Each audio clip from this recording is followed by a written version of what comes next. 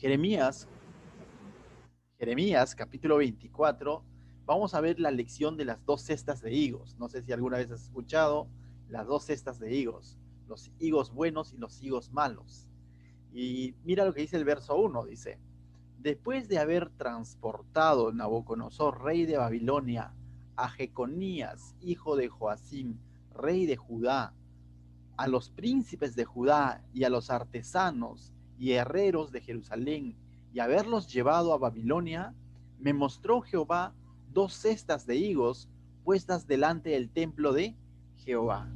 Entonces aquí primero Jeremías nos está ubicando en la historia. Jeconías fue el penúltimo rey de Israel. Después de él sigue Sedequías. ¿Qué es lo que sucedió en esos tiempos? Cuando Babilonia invadió Jerusalén, no lo hizo de un porrazo, como decimos nosotros, sino lo hizo hasta en tres, eh, ¿cómo se puede? Expediciones, ¿no? Hasta en tres invasiones. ¿Sí? En esa penúltima invasión lo que hace es llevarse muchos cautivos a Babilonia, ¿no? Y ahí nos menciona que se llevaron al mismo rey, Jeconías, hijos de Joacim, rey de Judá. Se llevaron a rey y dejaron un rey ellos. Levantaron un rey. ¿Sabes a quién levantaron? A Sedequías. A Sedequías por eso se le conocía como el rey marioneta. ¿Por qué?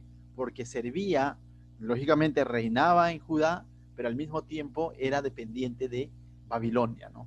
Entonces, se llevan a un grupo cautivo y no solamente se llevan a rey, se llevan a artesanos, herreros, dice, se lo llevan a dónde? A Babilonia, ¿no? Entonces, cuando sucede eso, Jeremías estaba de entre los que habían quedado, ¿no?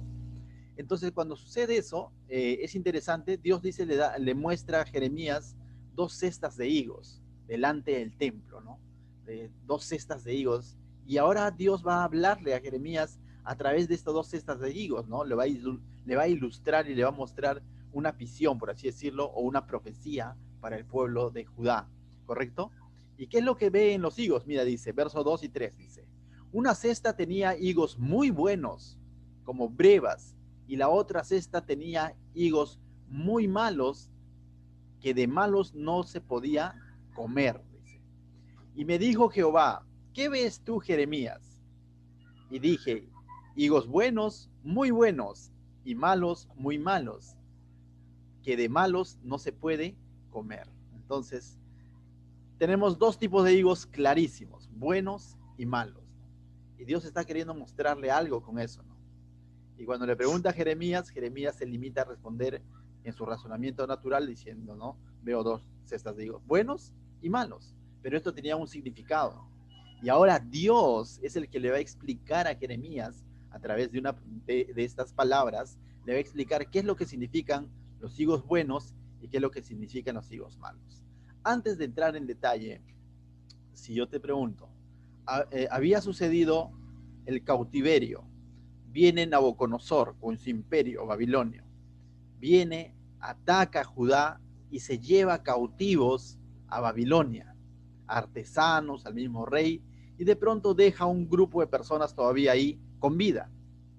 Aparentemente para nosotros, de estos dos grupos del reino de Judá, los que han sido llevados cautivos y los que han sido dejados en Jerusalén, ¿cuál de ellos crees que es el de los higos buenos?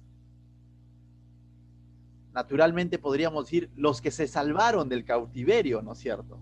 Los que no fueron llevados cautivos. En cambio, los otros pecadores se los han llevado, bueno, a los otros malos se los han llevado. Podríamos pensar así. Y que Sedequías se salió con la suya porque se quedó con todo su séquito, con toda su gente, y bueno, ¿no? No va a pasar nada, se libraron del juicio. Aparentemente podríamos pensar eso, ¿no? Que los que se están yendo cautivos, es decir, presos como rehenes, ellos son los malos. Pero eso es desde una perspectiva humana. Pero mira lo que sucede desde la perspectiva de Dios. Dice el verso 4, va a describir la canasta de higos buenos, dice. Y vino a mí palabra de Jehová diciendo: así ha dicho Jehová, Dios de Israel, como a estos higos buenos, así miraré a los transportados de Judá, a los cuales eché de este lugar a la tierra de los caldeos, es decir, los babilonios, para bien. Y tú dices, ¿cómo? Los que se fueron cautivos, los que fueron llevados como rehenes, de pronto Dios está diciendo que son como estos higos buenos y que Dios mismo se ha encargado de llevarlos allá y para bien. Esto me suena a Romanos 8:28, que a los que aman a Dios todas las cosas le ayudan a bien. Pero si están pasando un momento difícil porque han sido arranchados de su tierra, allá en el otro lugar no tienen derecho a nada, van a ser esclavos. Pero ¿sabes quién estaba en el otro lugar en uno de estos transportados? Te va a sonar un nombre: Daniel. Y así hubo hombres que fueron llevados. No estoy diciendo que eran perfectos, pero Dios tenía un propósito incluso con esos que fueron desterrados o fueron llevados por el imperio babilonio. Y también tenía un propósito con los que se quedaron, con los que pensaron que se habían salido con la suya. Verso 6 dice: porque pondré mis ojos sobre ellos para bien. Y Dios está escogiendo aquí. Y Dios está diciendo que Él va a poner sus ojos en los que han sido desterrados a Babilonia. Dice, ¿no? Y los volveré a esta tierra y los edificaré y no los destruiré, los plantaré y no los arrancaré, y les daré corazón para que me conozcan que yo soy Jehová, y me serán por pueblo y yo les seré a ellos por Dios, porque se volverán a mí de todo su corazón. Y está hablando de su remanente. El remanente había sido llevado cautivo. No eran perfectos, también tenían defectos, también estaban siendo parte del juicio, pero ¿sabes qué? Los que se habían quedado en ellos, por así decirlo, iba a haber un mayor juicio por su arrogancia. Y eso lo vemos reflejado en Sedequías, que lo hemos visto la vez pasada también, y más adelante lo vamos a volver a ver. ¿Y cómo es que Dios los traerá? La historia nos los dice a través de los libros de Esdras, a través del libro de Nehemías, que Dios trajo ese pueblo 70 años después, a esos jóvenes ya maduros, los trajo a través de Zorobabel, Esdras y Nehemías, y reedifican nuevamente la ciudad, y ciertamente abren la ley, abren la Biblia, abren el Pentateuco y comienzan a enseñar a la gente nuevamente, y nuevamente Dios emprende con su pueblo. Entonces, esta es una profecía sobre aquellos que fueron llevados cautivos, que aparentemente estaban sufriendo, pero era Dios para bien. A futuro los iba a regresar, pero con un corazón valorando y añorando lo que ellos tenían antes en Judá o en Israel. Van a volver, por eso que cuando leemos el libro de Jeremías dice, había un deseo de volver a su tierra que estaba desolada, y vuelven ciertamente. Pero ¿qué es de los que se quedaron? Mira, verso 8 al 10 dice: y como los higos malos, que de malos no se puede comer, así ha dicho Jehová, pondré a Sedequías, rey de Judá, a sus príncipes y al resto de Jerusalén que quedó en esta tierra, y a los que morarán en la tierra de Egipto. Algunos huyeron a Egipto, confiando en Egipto antes que en Dios. Y los daré por escarnio y por mal a todos los reinos de la tierra, por infamia, por ejemplo, por refrán y por maldición a todos los lugares a donde yo los arrojé.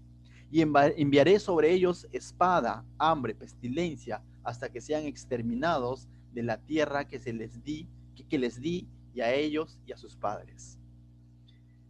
Y entonces nuevamente Dios nos está mostrando que los pensamientos de Dios van más allá de los pensamientos del hombre, ¿no? Es posible que nosotros lleguemos a pensar que somos bendecidos cuando las cosas nos va bien. Y el mundo piensa así. Si te va bien, oh, qué bendecido que es. Si te va bien en lo material, ¿no? En lo que se puede ver, el mundo dice, oh, qué bueno, ¿no? Y si le va mal, dice, uy, pobrecito, ha sido maldecido. Le está yendo mal, está con la saladera. Pero desde el punto de vista cristiano no necesariamente es así, ¿no? No necesariamente a todo aquel que aparentemente le va bien significa que su relación con Dios esté bien, porque puede ser que estemos pasando momentos difíciles, pero esos momentos, si es que Dios está fortaleciendo nuestra fe y si nuestra confianza está en Dios, seguimos siendo bendecidos. A los que aman a Dios todas las cosas le ayudan a bien, buenas y malas. De tal manera que nosotros no podemos prejuzgar diciendo, como aparentemente tiene buen carro, buena casa, un buen negocio, entonces le va bien, ten cuidado. No es así necesariamente. De que seas bendecido o estés andando en una vida de maldición depende de cómo está tu comunión con Dios. de cómo está tu obediencia en Dios. Lo demás es simplemente apariencia. Ahora, incluso tú puedes estar siendo prósperos, pero si esa prosperidad te aparta de Dios, estás viviendo en maldición. Pero puedes estar pasando momentos difíciles, pruebas, pero si esas pruebas te acercan a Dios y haces que te aferres a Dios, ese es un tiempo de bendición. Entonces, ¿cuál debe ser nuestra respuesta ante todo esto? Si pasamos momentos difíciles, debemos de pedirle a Dios fortaleza y confianza y debemos de confiar en Él. Y si estamos pasando por momentos buenos, debemos decirle, Señor, ayúdame a usar esta prosperidad para glorificarte. Pero el momento, la situación, no puede ser un calificativo para nosotros decir, oh, estoy bien con Dios. No necesariamente es así, porque si fuese así, diríamos que de pronto Pablo no estaba bien con Dios, porque la pasaba de persecución, de prueba en prueba, tribulación en tribulación, ¿no es cierto? Pero también conocemos hombres de Dios que Dios usó y que ellos con su prosperidad glorificaron a Dios. Vemos a Bernabé, tenía bienes y estaba glorificando a Dios con lo que él tenía. Entonces, no está tanto en lo que tengo o en lo que me está pasando, sino está en cómo está mi comunión con Dios. Eso prueba si estamos siendo obedientes a Dios, si estamos en sus planes, si estamos siendo parte de esos llamados escogidos por Dios, más allá de que si nos está yendo bien o mal. Pero como hombres podremos nosotros muchas veces prejuzgar y vamos a prejuzgar mal. Cuando vemos una situación, veámoslo a la luz de la palabra. ¿Cómo está mi comunión con Dios? ¿Cómo está tu comunión con Dios hoy? Buena chamba quizás, pero ¿cómo está tu comunión? O quizás la estás pasando mal. A lo mejor la economía te está ahorcando. Pero si tu comunión con Dios está bien, dale para adelante. Dios pronto te va a sacar de esa situación.